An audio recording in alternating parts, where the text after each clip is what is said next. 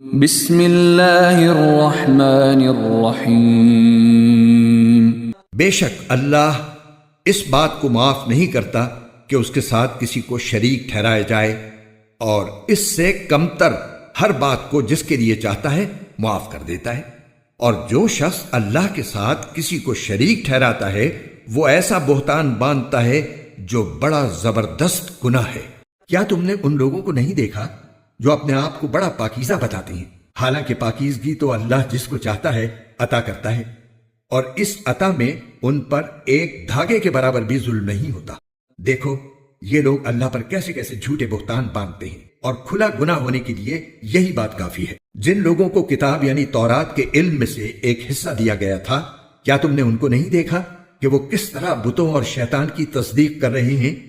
اور کافروں یعنی بت پرستوں کے بارے میں کہتے ہیں کہ یہ مومنوں سے زیادہ سیدھے راستے